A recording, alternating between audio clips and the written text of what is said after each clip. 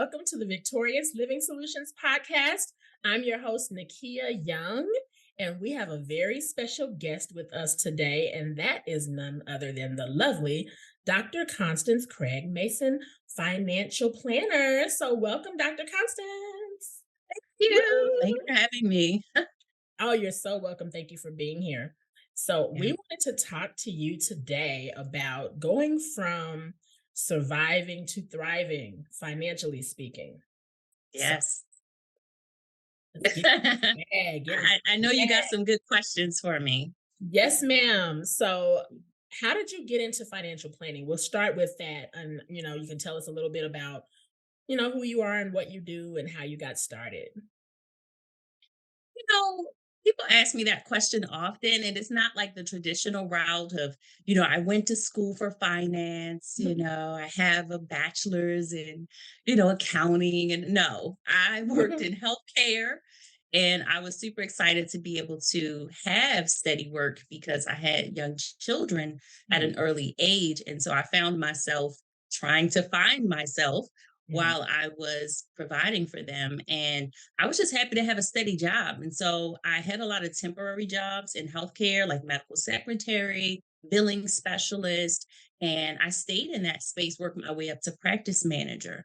So before I got into finance, I was a full time practice manager. And a good girlfriend of mine, shout out to Lila Arthur, she had been on me to come and work with her in finance because she had saw me from my young mothering days, trying to fix my credit, trying to get my first apartment, all the things. Yeah. And she was like, you get so super excited every time you learn something new about money and you apply it, you see results, you tell everybody. She's like, you can do this for a living. And I was like, no, it wasn't the right time. I had small kids, I only had daycare hours, I had no help in the evening.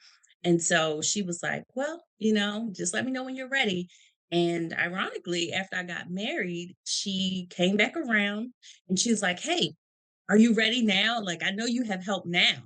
And it was almost 7 years that Wow. it took for me to be able to get situated, get married, have some help.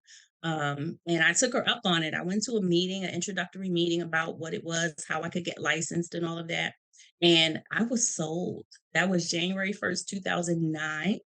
And I remember it because I was just shy of turning 30 and I grilled her. I was like, I have help, but I need to know how quickly can I get licensed? What's the compensation?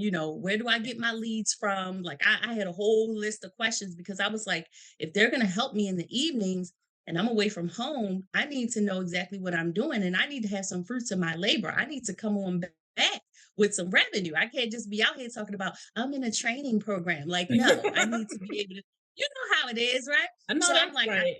what do I have to do to get the results? And sure enough, she was a go-getter anyway, still is. And so she was like, if you ready to run, I'm ready to run. And I was like, okay, let's go then. Right. So we did the thing. I was able to replace my income probably, I'm going to say 6 months into doing both. So I was still Okay. working full time, healthcare manager, going to see clients in the evenings and weekends, doing both. I was tired.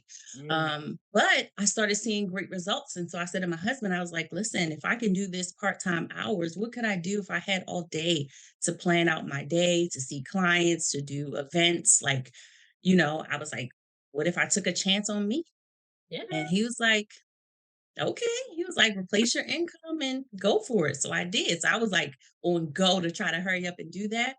And so, like I said, it took about 6 months and I was able to go ahead, leave my full time job. And that was like the spring, almost summer of 2009. And I have been going ever since.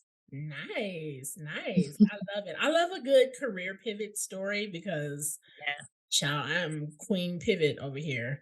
I Yeah. pivoted from being a public school teacher to actress to speaker, coach. So I love a good career pivot I story. get it. But you have to do that to Yeah, figure out what's your lane of brilliance, what's going to absolutely. stick.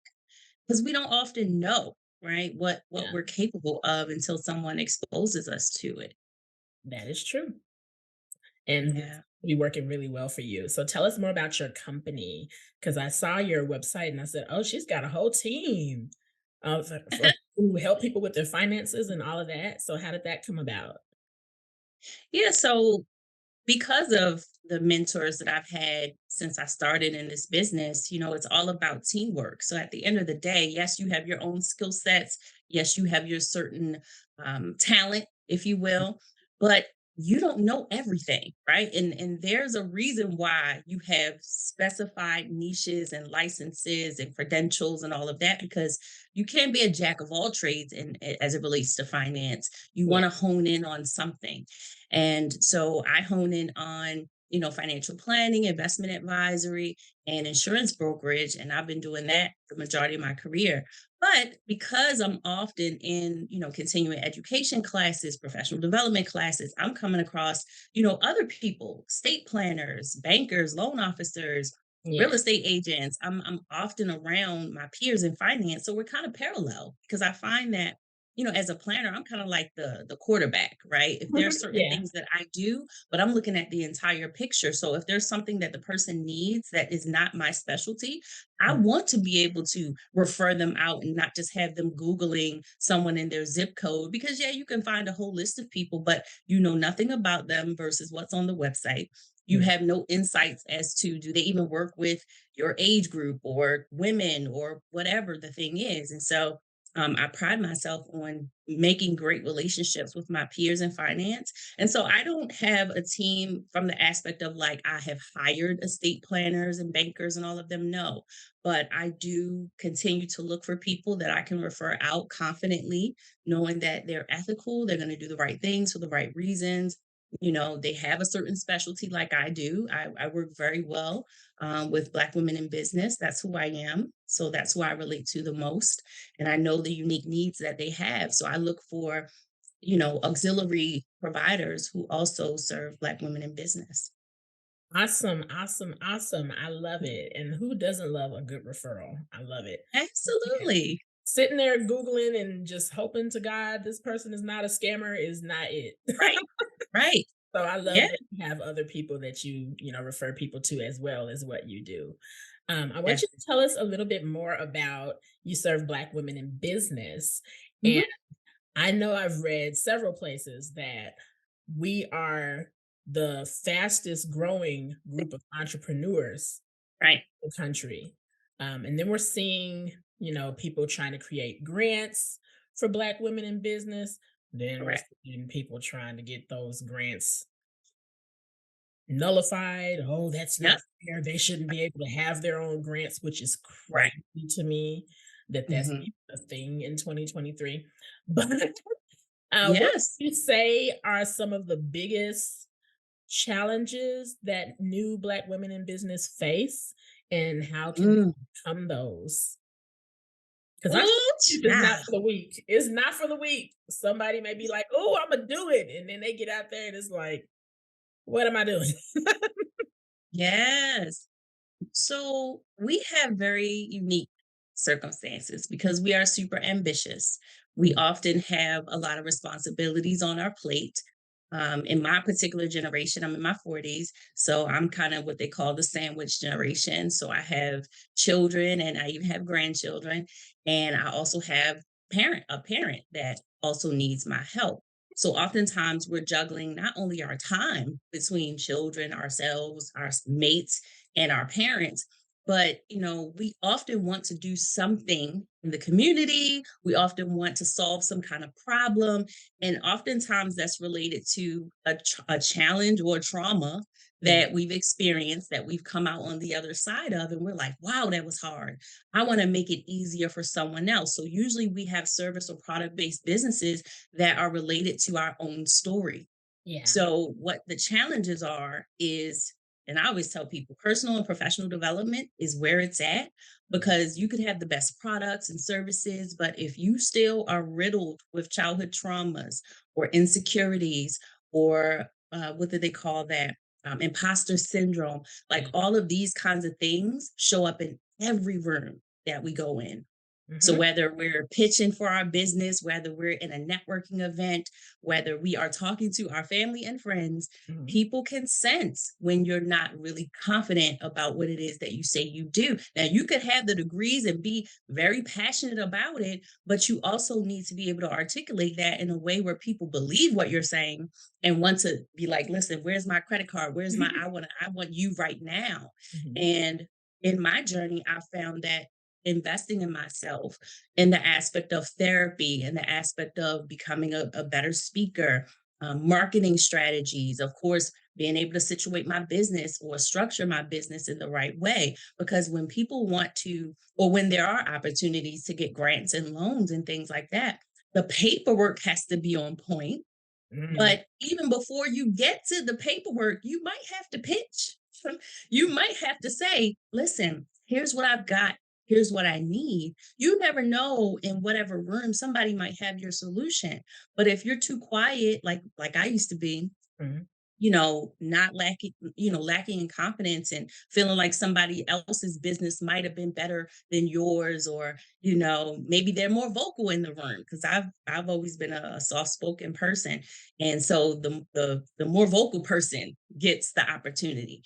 And mm, so I will tell people that the best thing you can do is work on yourself, become more self-aware, good and bad things about yourself, and then as you do that, your confidence gets built up. Yes, you're able to gain opportunities that you may have otherwise lost if you had not been working on yourself. And through that, yes, you get in rooms where they give you the cheat codes and they give you the shortcuts to how to get things done, and you'll be able to actualize those things because now you're in the right mindset. You're not, doubting yourself. You can actually do the thing and not procrastinate, mhm. do the thing and really show the world what you're made of. And so the challenges that I say my sisters face is, people second guessing if we're credible enough. Yeah. And then we second guess ourselves if we're Mhm, credible enough. And, we are still not making as much money as white women, as mm, white men, as Black men. We're still not making as much as them, but we're opening up businesses, we're getting all these degrees. And mhm. it's like, listen, we have what it takes. We just got to make sure that we're in the right mindset and the right energy to be able to sell ourselves like nobody's business.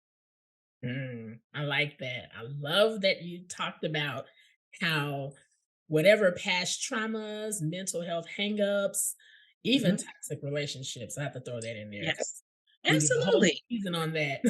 Our season 3 was all about surviving toxic relationships, but all of those Okay. things, that are in your head, they come into meetings with you and they do impact how you do business. So thank Yep. you so much for saying that.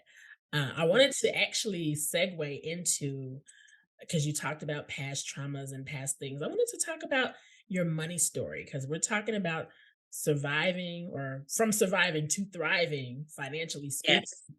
And I want to know, what is your money story? And by money story, we all have things that we saw growing up, or things that we were told, or sometimes Yes. limited beliefs about money, and they Right. impact how we're able to be financially. Like, they impact, oh, I don't know if I could become a millionaire. I don't know if I could ever earn six figures. Oh, I could, Right. limiting Right. beliefs that come. So I just kind of wanted to know, like, what's a little bit of your money story and how that's impacted you going forward.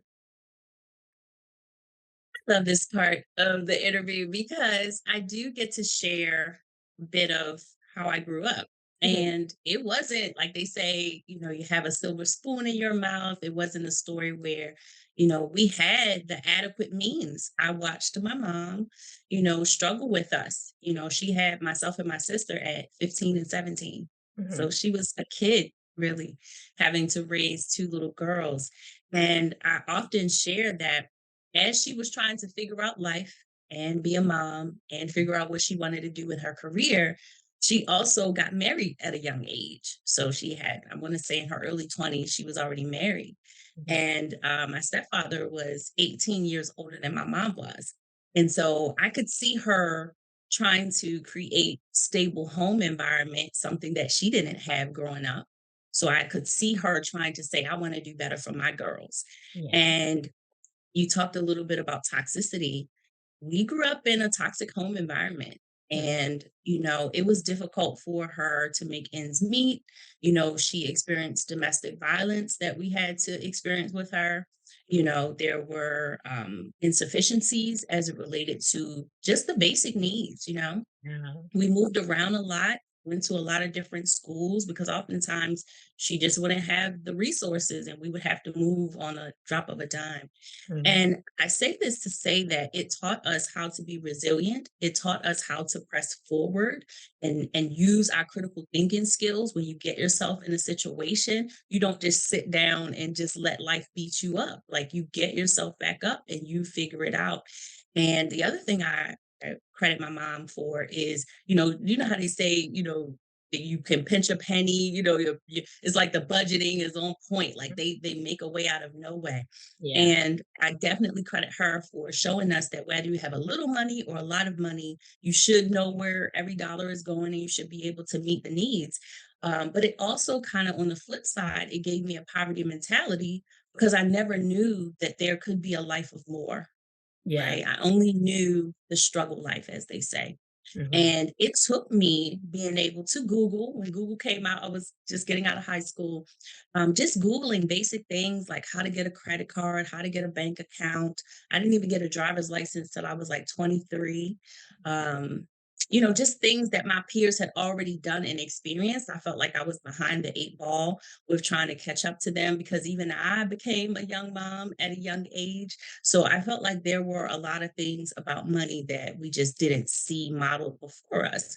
But Yeah. once I started Googling things and applying what I was learning, the light bulb started to come on like, wow, everybody doesn't live like that, right? And if you're going to be able to shift the trajectory of what is happening in your life and also now what's happening in your kid's life, you are going to have to apply yourself. You're going to have to just accept that, okay, that's what it was, but what can I do to change that? And Yeah. so I was always, watching YouTube videos, going to seminars, workshops, how to buy your first home. I was always in somebody's seminar workshop. I love And even if I couldn't afford to do what they taught at the time, I would still keep the information. I would still refer back to it the next year when I did have a little bit more money. And so I always encourage people that, don't be discouraged if you can't do all the things that people are doing right now to advance themselves. Just make sure you take the good notes and make sure you step out and prioritize what's the most important thing you got to do to advance yourself now. And thank God, all of us, my mom, my kids, my sister, my immediate circle, we've all kind of prioritized personal and professional development so that we can shift the trajectory of what did happen into something that is really great and really profound because how they say, yourself up by your bootstraps. I feel like that's kind of what we had to do. Yeah. And now I'm actually seeing the results. And now I have grandkids that they don't have that kind of struggle because I refuse. You know I what I mean? love Like, I it. just refuse to have them growing up in a disadvantage, I would say. Absolutely. Thank you so much for sharing that. I have a similar money story to you. And Mm, this is a question that I love asking other Black people. I don't know how it is for other races because I don't have any experience being anything but Black. But I ain't right. know that oftentimes we tend to have stories where we've come from some kind of struggle. And this is not all of us, it's either us or the generation before us or somewhere not too far back in our Right. family tree, just because of the history of this country. And child, we won't go into that. But it's kind of a part of our fabric that's woven Yeah. into our history as African Americans. And I grew up in similar, I had a single mom. My parents Mhm. split when I was 2, and my mom raised me by herself. She was diagnosed. She had me when she was 32. She was Okay. diagnosed with lupus, autoimmune disorder, when she was 34. And so my only memories of her were of her being sick. She was always in and out Mm, of hospitals. She had to go to dialysis 3 or 4 days a week, things Wow. like that. And so I remember playing some of the nurses would bring their kids to work, so I would have someone to play with, and me Aw, and nurses and doctors' kids would be, like, running through the hospital playing, like, hide and go seek and stuff like right, that. Those are the childhood memories that I have. We lived right. in housing projects, and she died when I was 14. Wow, I'm sorry to And hear that. so yeah, it's okay. It's a whole but that's my backstory. And Mm, then it was kind of weird because I would still go visit my dad in the summers. okay, So my dad, he has worked. I have never known my dad to, he's retired now. And I'm sure that has to be very awkward for him because he never had less than 3 jobs. okay, Never. okay. Like, my dad was a workaholic. Yeah. He was, I don't even know. I'm gonna sit and I'm gonna ask him his money story because I'm very Yeah. interested in why he felt like it was a sin to have less than 3 jobs. I'm very interested in that. But Mm, he was very, he worked hard and everything he wanted. It's just like, it's gonna take hard work and I'm gonna go out and I'm gonna go get it. Um, right. in excess, even. At one point, he had like 2 cars, I'm sorry, 2 houses, multiple cars, like Yeah, motorcycles and everything. Like, he worked and he paid it off cash. And so having to come and spend the summer with him and then yeah, go back home to the I project, got it. Yeah. I was just like, I don't, who am I right now? Mm, was very awkward. So I got to see both sides. And then after my right. mom passed, living with cousins that I Mhm, always looked, thought they just had everything because they were right, middle class. And I'm just like, wow, middle class, what right. that like? Not having to be home before the street lights are on and not hearing gunshots at night and thinking Exactly. their life is just perfect.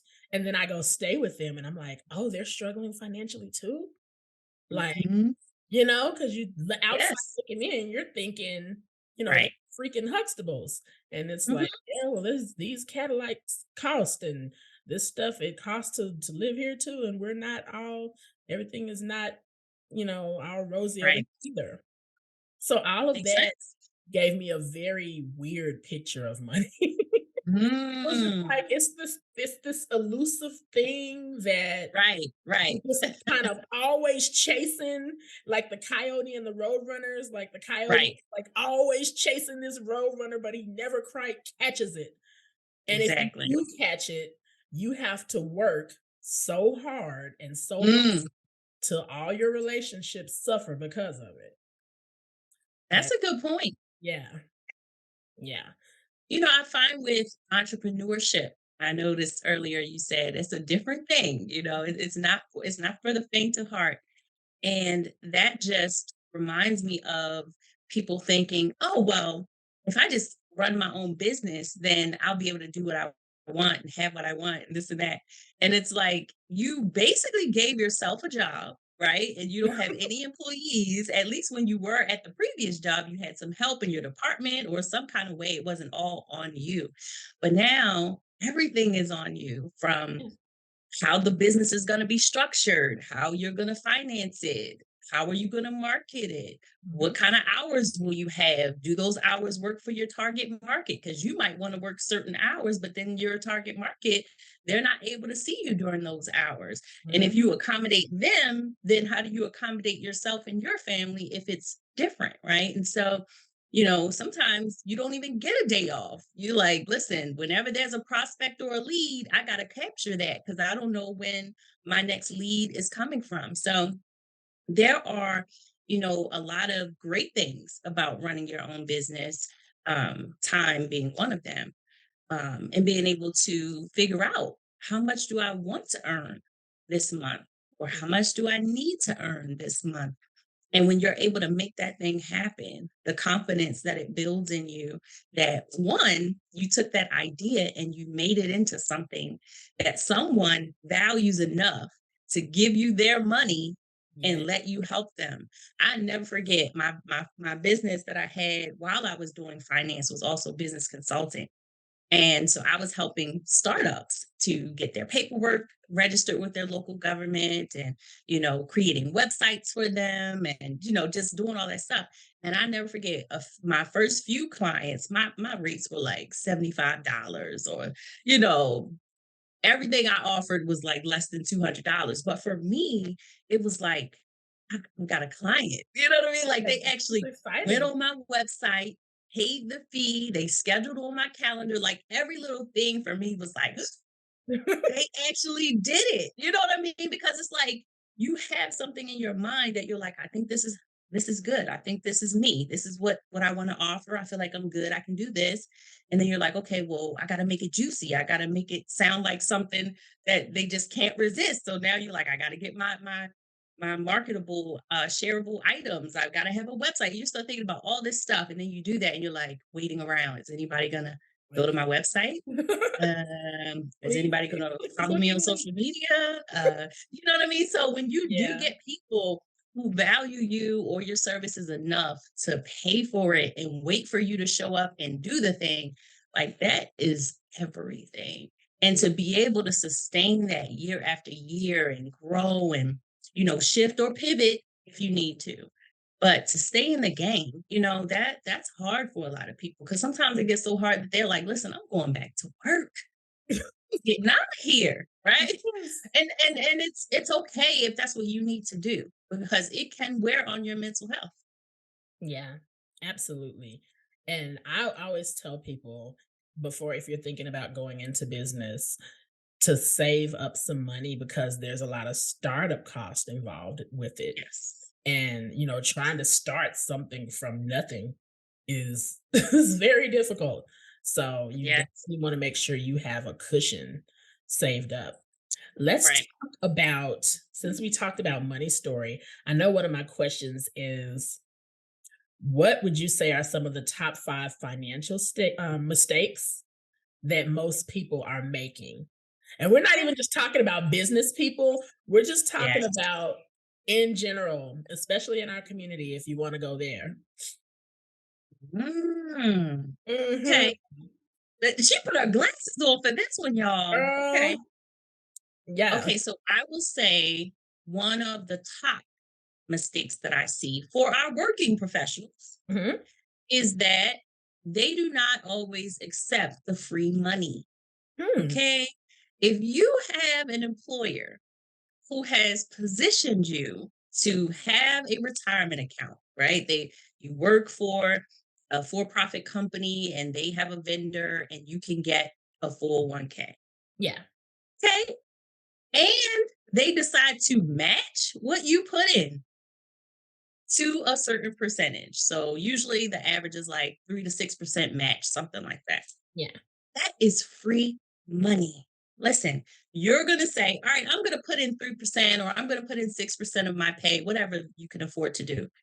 And then someone says, you know what? Because you're being responsible, because you're looking out for your future, I'm going to match that thing.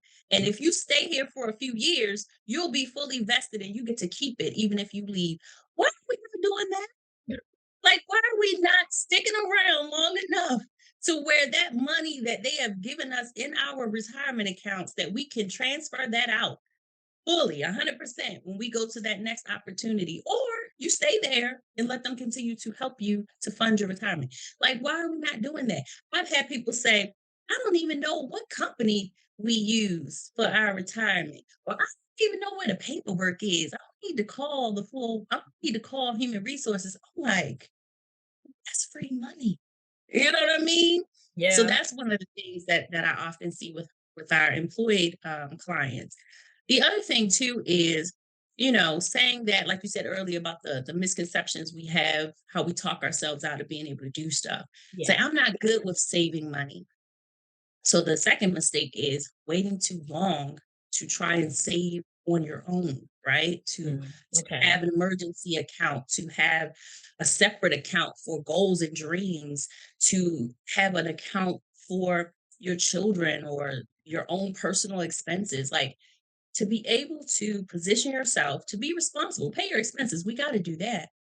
But to say it's so tight that I can't even put $25 away for emergencies Mhm. or for my own self-care or to make sure that if my kids have an activity or something coming up that I can do it for them. I don't have to say, "Well, no, not this year, baby. We're Yeah. gonna have to just wait." Right? So waiting too long because money is tight. If it's tight, it's gonna be tight regardless if you take that $25 and put it on the side, right? It's still gonna be tight, is it Yeah. not? But at least you're positioning yourself to where if a big thing happens, pipe bursts, tire blows, Mhm. something happens out of the blue, and it will, that Yeah. you can go in there, transfer the money back, and take care of the transaction. So I find that, yes, it is tight for a lot of families, a lot of individuals, but make sure that you start putting a little something aside. You'll be surprised how it can accumulate, even just in the checking and savings. We're not even talking about putting it in brokerage accounts and Yeah. investment accounts and things like that. But that leads me to being afraid to invest.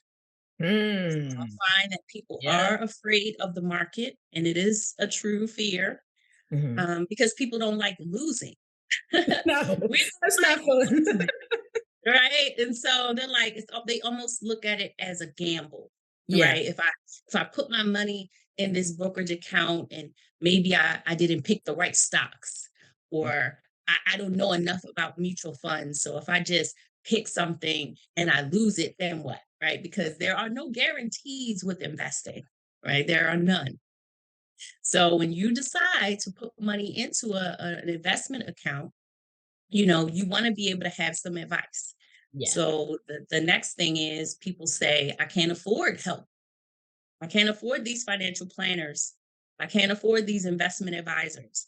Nowadays, we have what they call robo investing, where it literally is a computer algorithm that formulates where you should put your money, but you have to come up with how much you want to put aside, right? So let's go back to that very small amount of $25. If you say, hey, I'm going to put $25 a pay into a brokerage account and I'm going to let the company or the robot pick my options. So Yeah. all you do is you answer a few questions about your goals, about your income, about your assets, and how long before you're going to actually need to use that money, and you answer those questions, and it literally creates a profile for you where it'll say, here's what you need to put in there. Here's what we're going to allocate those funds toward. So now you don't have to feel like you can't afford advice because, these systems are set up to help you in that way. And if you I'd do never want to heard of get that before. robo advising, Yeah. yeah. Wow. Um, Okay. there's a lot of digital advising out there, and usually it's either no fee or low fee. Mhm. So oftentimes you can create your own profile, answer the questions, and then right on the screen, it will tell you, here's what I think you should be putting that money toward. And Yeah. that's before you get to an actual real live advisor or someone like me, where you're like, hey, yes, they have consultation fees, or they might have an asset under management fee that I might not be able to afford right now. But you can do the robo advising on your own and build up your account a little bit, get familiar with the things that you're putting money into, and then go ahead and hit up an advisor and say, here's what I've done on my own. But I Gotcha. do feel like I need more information. I do feel like I need some help now where you can advise me. I've been doing this for a year or two. Yeah. So, not taking the free money, not saving on your own for emergencies or various other things that come up, being afraid to invest and thinking that you cannot afford help because there is help available affordably. Yeah. Okay. So that was about three. I can think of one that I would add, Hmm. and I know you're gonna have some thoughts on this. Okay. Having life insurance. Oh my goodness. Listen, I could Um, talk about that yeah. all day. Yeah, for sure. I started in this field with insurance and financial coaching.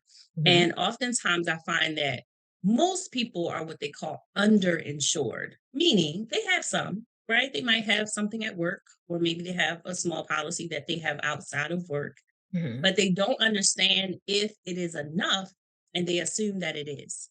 And Mm. so then we find that you either have the wrong type of insurance, you thought it was going to be a certain type of coverage, and when you pass away, their family finds out, not you, your family finds out that it's not the right thing.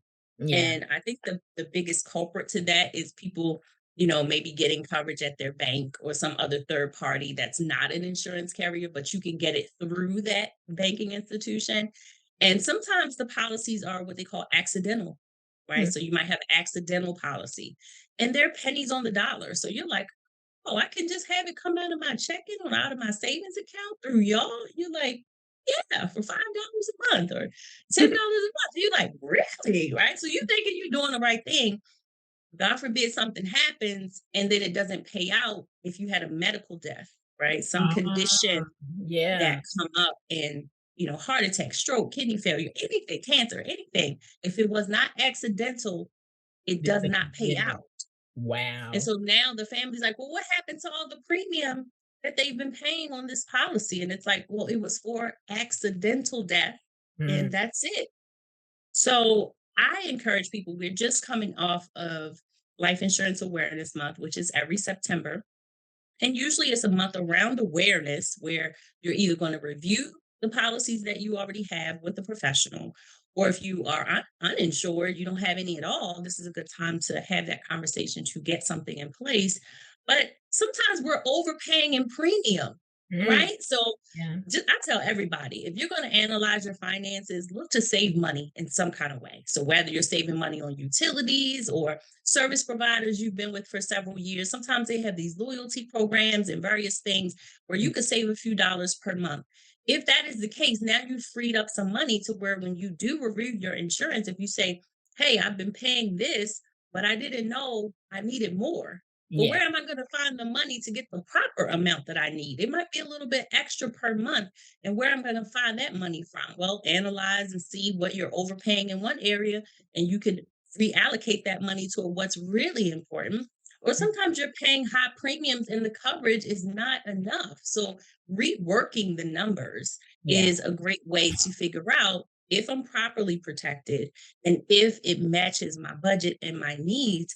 And then, yes, once you've gotten that in place, don't just say set it and forget it. Every few years, just take a look at it. Or if you have what they call life changes. So if you Yeah. have children, grandchildren now, you get married now, you've adopted a child, anything like that. Or let's say you have let's say like the sandwich generation, you have parents that are getting older, they're relying upon you to help them maybe go to the doctor or medical expenses or something like that. You may say, well, dang, I need to be able to pull some money out of somewhere to help my mom out Mhm. because my siblings don't help or I don't have any siblings. So if you have the proper insurance coverage, there may be a policy like the permanent policies, whole life and IULs, they have cash value that build up. So Mm, you can pull money out of there to use for any reason that you want to, even if it's helping out your elderly parents or taking care of your children or helping out your young adult children as they're venturing out mhm. into the world. You don't have to take from your savings account or emergency money to help them. You could pull from one of your other resources, which could be a permanent policy. Gotcha. Yeah, thank you Yeah. so much for breaking that down, especially the whole life permanent policies, because the people, either I know of people who did not have life insurance or they had the term life and Mhm. then, that ends. It's for like 25 years or whatever the term is. Right. Then that ends, but then they forget to get Yeah. the Get other, more coverage. yeah, Yeah. get some more coverage or, Yeah. just it runs out entirely. And Mhm. around that age, 55, 60, you know, Yeah. certain check engine lights in your body start coming on. Yes. Once if you have any health issues or you're at risk, Mhm. then you can't get insured. So, Yes. You know yeah, what burns me up about that? And if I could get on my soapbox for just a quick little second, yes. I put part of the responsibility on my peers. Mm, Because if you know you have clients on your book of business and you have not reached out to them in a year or two, mhm, that's on you, right? yeah, Because people do get busy. They don't understand all the nuances that come along that can shift how they insure themselves if they should get more. Health has changed. But like if you're staying in relationship with these people right? You actually give a care about what they've got going on. Like one of the things that I do is when in the beginning, if I don't already know the person, like I want to know what's your goals, what's your dreams, what you Mm, got going on. Like I make myself a part of the family. Okay. yeah. So I'm all into if you say you want to start a business, I'm giving you resources. We're figuring it out. Yeah, Yeah. we're going to take care of the insurance, but I'm also a resource in your life. And Yeah. so it would be up to me annually every 2 years to stay in touch with you and say, hey, I saw you had a new baby. Listen, let's talk. Let's figure out what we need to do for the baby. Oh my God, congratulations, you got married. Let me meet the husband now. Let me meet him. Come on now. Let me right? Mhm. Because now it's not 5, 10, 15, 20 years has gone by. The agent is no longer at that company or even possibly in the field. And so now your family is at a loss because this person didn't, give your account to someone that can continue to serve you. Yeah. Mhm. It's not just about selling a policy, it's about the service related to the family. So Yeah. if I'm staying in touch with my clients, when they have life changes, I know about it. Mhm. Right. And so we're not going to have a term that runs out because we've been looking at it every few years. And we know that, listen, that cholesterol is getting a little out of control. We might want to bump it up, to make sure that you can get the coverage you need before it turns into a heart condition. So Yeah. let's go ahead and take care of that. And I will advise you to take better care of yourself, but in the midst of that, that takes time, right? That takes Mhm. time for people to shift how they eat, shift if they go to the gym or not. It takes Mhm. time, but in the meanwhile, right, before anything bad happens to your body, your mind, we are going to add coverage and position you to, it's almost like taking a snapshot of Yeah. what your health is and capturing it forever. So Mm. if I'm healthy and I'm young and I'm in my 20s or 30s and I get a permanent policy, great. They don't care what happens to my health after the fact because I've already been locked in to that rate and everything. But if I get a term policy and my health changes, and I always wanted to get one of those permanent policies, but now my health has changed and you go to apply, now you might get declined Yep. or you might get what they call a surcharge, or you might get a rating is going to be a little bit more expensive than we thought it was going to be because now you're a A smoker risk. or you have Yeah. had heart issues or whatever. So I'm going to put the onus on my peers to make sure that you not just sell a policy, but that you stay in touch with these people and build relationships so that when stuff is changing, good or bad, that you are there and that you are able to give them options as to how they can still get situated. Gotcha. Sorry. Hubby's just grabbing something. But yes, good, good, good, good, good stuff. And when do you get a whole, because the whole term life versus whole life insurance, I've heard people say, oh, you don't need whole life insurance when you're young and all that, just get, especially if you're trying to get out of debt, just get term life insurance. But what is the age or what is the time when you would advise, hey, you might want to look into some whole life insurance now? Everybody's situation is different. And there's health factors, right? There's budget factors, there's debt factors, like you said. Mhm. There are, you know, times in a person's life where we do an analysis, and yes, you probably should get permanent coverage, but maybe it's out of your budget. Maybe Yeah. you are that mom and you're like, listen, I need coverage. If something Mhm. happens to me, my kids are who's going to help, right? Yeah. But you can't afford 100, $200 per month. But Yeah. you need 100, 200, 300,000 of coverage for the assessment that we just came up with. These are your numbers, right? This Mhm. it's all based on the person's life needs, right? So if let's say you're the mom that I'm sitting down with and we do an analysis and you need $400,000 on yourself so that if something happens to you, your kids, whoever's going to be responsible for raising the kids, they can have that money to continue the lifestyle that you would have led for them. Yeah. But let's say if we compared apples to apples, that 400,000 of a term, I'm just making this up. Maybe it's $72 per month, right? If we quoted that same amount in universal life, it might be $128 a month.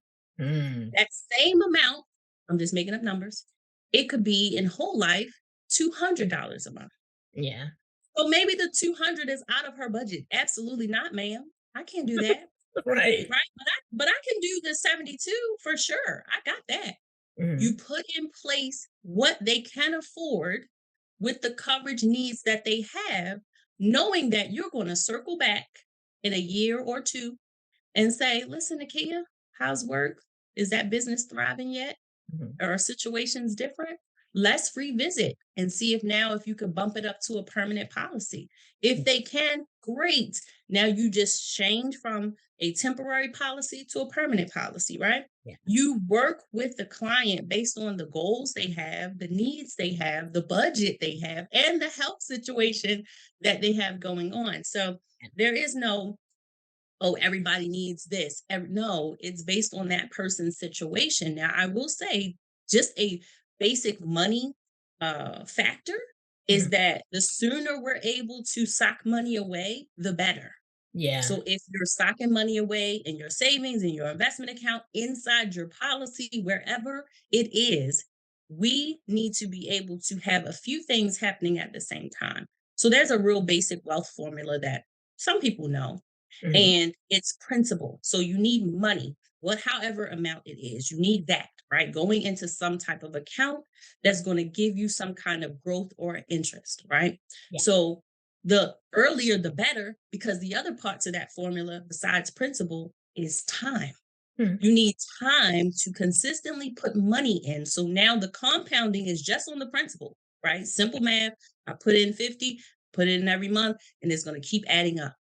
The other thing is interest, right? So, Yeah. principal, time, and interest, those three things right there working together, the longer the time, the more it can compound, right?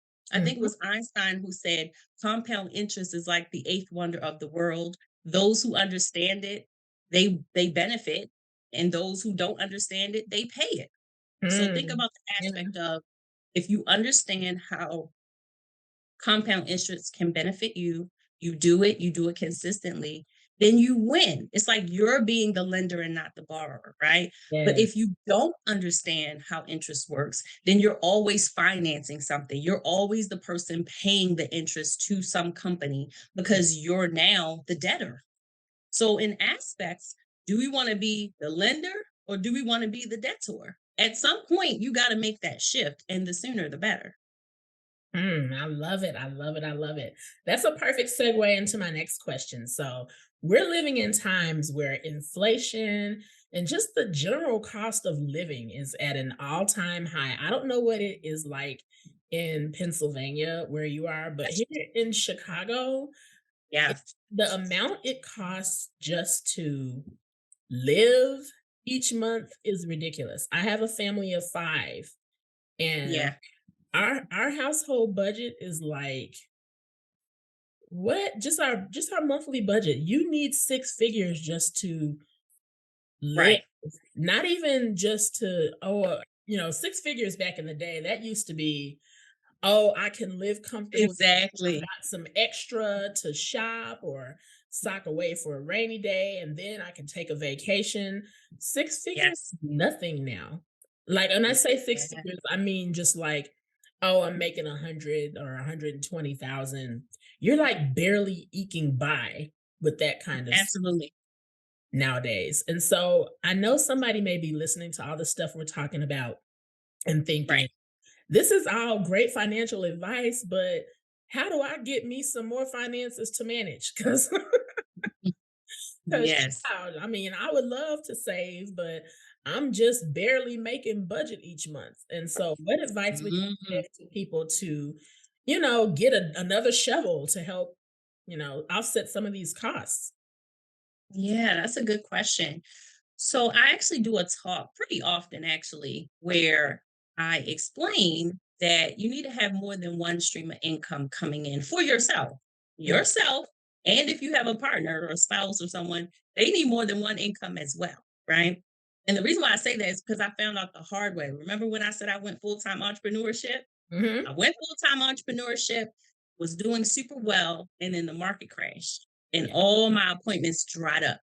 Like Yeah. people were not taking on new financial products and services when their home values had plummeted, when they had pulled out of their 401k plans just to make the ends meet. Like my appointments dried up. And it was so bad that me and my husband had to file a bankruptcy because we had run through our savings accounts. It took a while for the market to recover Oh, and people wow. to Yeah. get back to normalcy. And so when that happened, here I was, financial professional, licensed and everything. And I had to pick myself back up because I'm like, listen, thrive when my clients thrive. And Right. when they're Yeah. not taking appointments, then I suffer too. And Yeah. so I had to learn the hard way because that was my only source of income, was my financial business. I didn't have multiple streams. And so that was a hard lesson to learn myself. And that's one of the reasons why I do that talk, 7 streams of income to build wealth. Yeah. And I'll just I'll run down the 7 because we Okay. might not have time to get into it, but just to get people thinking about what they can and cannot possibly do. So Yeah. the first one we all know, earned income, right? It's how when we show up in a place and we serve Hmm. or we sell, we earn a income. That's commission, salary, hourly wage, whatever it is, earned income. You have to be present in order to make that money. Right. The other one is profit income, which is our businesses. So usually there's some kind of product or service that we offer. You create a product wholesale, you sell it retail, profit. You have some kind of service where even consultants, all they really need is the internet or to get in front of somebody. They pay their Zoom fee and their internet fee, but then you charge someone for a consultation that's more than it costs you to get in front of them. So that's profit, right? So those two really require you to be present, Hmm. right? Especially when you're starting up, it might just be you and your business. You don't have a team yet. Right. But then there's some passive streams that we got to get going, right? So some of Yeah. the passive streams are interest and dividends. Okay. So when we think about interest and dividends, we already talked about it. You can earn interest in most of your permanent policies. Mhm. You could earn interest in CDs, right? They'll do them much anymore, but they're still out there. So you can earn interest from tax lien sales. So we're talking about being the lender and not the borrower, right? So you've given somebody your money, and in exchange for that, they give you interest back plus principal, right? So that's passive. You did it one time, and now someone owes you an amount of money on top of what you put out. Dividends, you can also earn dividends in your permanent policies as long as they are a participating insurance company. You can earn dividends, right? The Yeah. other thing is, depending on what we're investing in, those investments may return you a dividend. And Okay. you would have the option if you wanted that dividend to be paid to you directly, or if you want it to be reinvested in your account that you earned it out of. So interest and dividends are stuff we're already doing, right? We already have our permanent policies and we're earning interest on it. We already have some sense of investing. Maybe it's our 401k, maybe it's a brokerage account. We already have those things. So now we got earned income showing up someplace every day to work, get paid for our time. We have a business on the side, or maybe you have both, right? You have a business and you work. So that's 2 streams. If you have your permanent policies or some kind of way where you're earning interest on something that you've done, and Hmm. then dividends is something that you've invested in, and then that stock is returning you, or that account is returning you a dividend. That's 4 streams, 2 active and 2 passive. That's really not much different than what people are already doing. And maybe you just need to add an additional thing to what you're already doing, and you just need a little bit more help or Yeah. understanding of how it works, right? So that's 4. The other is royalty income. So usually, like people will say residuals, Yeah. right? So royalty is when you have basically licensed a product or a service or an idea, something, and you've given someone else the opportunity to use that in exchange for a fee or percentage. So Okay. you did that particular thing at one point. Now you're licensing someone to use it. They have to pay you for it. That's residual, right? The Yes. other one would be real estate, right? So real estate income could be in the form of like um, being a landlord, Mhm. right? If you have the opportunity to do that, or maybe even Airbnb. You could also buy and flip properties. Mhm. So real estate would also be another lane. And then capital gains. So capital gains is when you have, I'll say for the instance of investing, you've invested in something at a certain price point. Yeah. Eventually, that thing appreciates over time, and now you sell it. So what you get in between what you bought it or invested at and what you sold it for is capital gains, Yeah. right? So capital gains income. You see that in investments, you see that with real estate, right? So you can have capital gains when you sell your home for more than what you bought it for. So that's also a stream of income. So where we at? Six? Yeah, I I think that mean, was sick. it's like multiple things we could be Yeah. doing. And you don't have to do all of this at one time Mm, by any means. As long as you know what you can do, then you can step it out once you get an advisor or a planner or someone who can help you to figure that out when mm, it makes sense for you to do it. But, some of these things we're already doing, we're just not maybe putting enough money toward it, mhm. or we're not amplifying it. And or maybe we're not just consistent at it where we can really see some good results. So I would say I learned the hard way about not having more than one stream of income. We suffered, we had to file that bankruptcy, we had to pick ourselves back up, and we did. But that's one of the reasons why I'm so passionate when I'm talking to people. It's like, listen, I've already been through a lot of the challenges that you're facing or you've already been through. And I Yeah. got through it personally. And I also know how to get through it with experience of working with clients and also with the licensing that I've occurred over the years. Yeah, that is good. I am glad that you spoke on that. I will say this, that COVID taught people the hard way too, because a lot of Absolutely. people lost their jobs during that time or Right. weren't able to go because we have to shelter in place. So maybe their house Yes. got cut or something. And that was a wake up call. So I have noticed that since we've come out of lockdown and since everything opened back up, that people have been more open to having multiple streams of income. I would love to see a study done on how many entrepreneurs were born out of that season. Because Mm. I know a lot of people were like, oh, I will I'm not going not back. slipping ever again. They got me. I was not prepared, but baby, Yes. next time I'm gonna be ready. So that is really good. Thank you for talking about that. Hope you guys have enjoyed this. I have learned a lot. You mentioned something that I hadn't really heard about, the tax lien sales. How do those work? So it depends on, your county or your city, but Mhm, typically there are homeowners who have to pay taxes on their property every year, mm. or they face, having liens being placed on the home and having the home be taken from them. Okay, So right. typically there is a list that goes out probably annually, or they might do it every quarter, where it's public record. You could go Mhm, down to the courthouse and get a list of the people who have not paid their taxes, mhm. and you can pay the taxes on the person's behalf, but now you have an interest rate that you charge them to pay you back. So Oh, essentially, you save them from being foreclosed or put out of the property, but mhm. then now they have to pay you. And it's a contract, right? So you say, hey, I put up 3,500 and I paid your tax bill and I'm charging you 8% or whatever you charge. And then now they have to pay you. But if they don't, then you have the opportunity to repossess on that property. And Right. unfortunately, sometimes that happens for people. You dodged that bullet, right? Somebody took care of the taxes, so you didn't lose the property. But if you're still finding that you're in a financial tight and you can't pay the person who bailed you out, then now that process starts over again where you're in at risk of losing it. So some people have gained a full house for the price of a Mhm. tax bill that they Yeah, paid.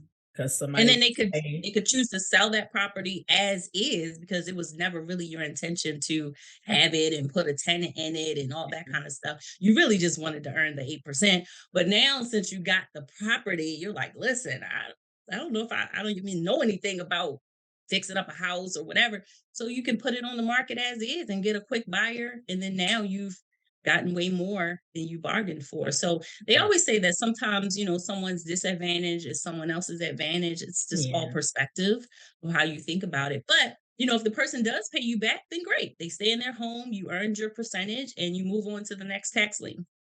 Okay. Okay. I have heard about, people losing their homes over taxes, and I just didn't have like full details on how the lien sales work. So that's good Yeah. information. Yeah. So Mhm.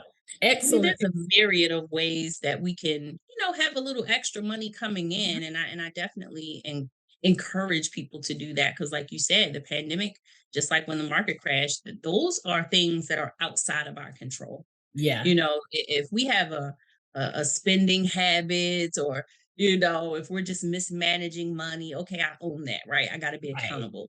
But if the world is going through something, listen, I want to be prepared if it does That part. happen.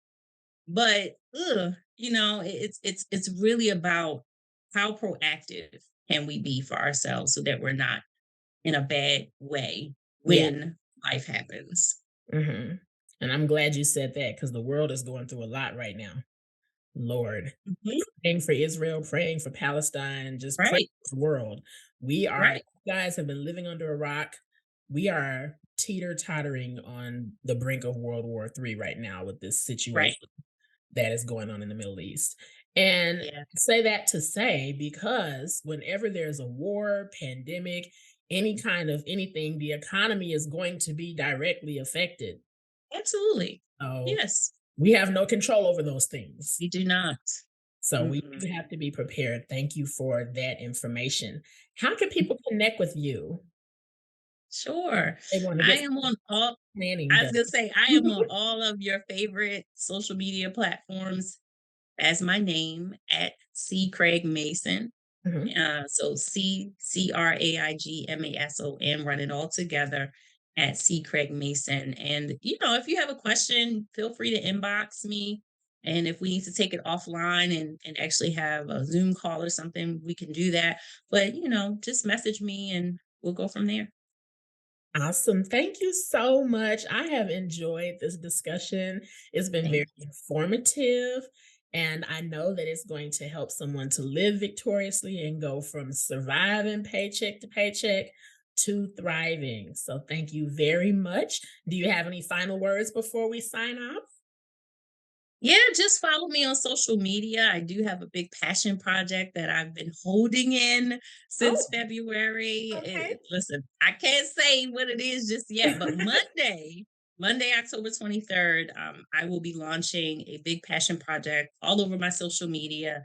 And I Okay. do have international partners that will be sharing it out all over their timelines. And it's really going to be a good thing. So, see Craig Mason. Make sure you Okay. follow me so that you can catch what the news is and support us in it. I love it. I love it. Be sure to follow her. And thank you so much for being on the Victorious Living Solutions podcast. I also have to give a shout out to the Black Speakers Network because we're linked up through there. Whoop, whoop. BSN rocks, Yeah. baby. I just had Yes, Holmes on Dr. Eric Holmes. He's amazing. I love him. that's my brother. I love him. Yes. Yes. So now I've got two BSN All Stars on the podcast. We Right. appreciate you so much for sharing your expertise, and we will be following you and tuning in on Monday so we can see what's tea. And thank you all for tuning in to the Victorious Living Solutions podcast. Again,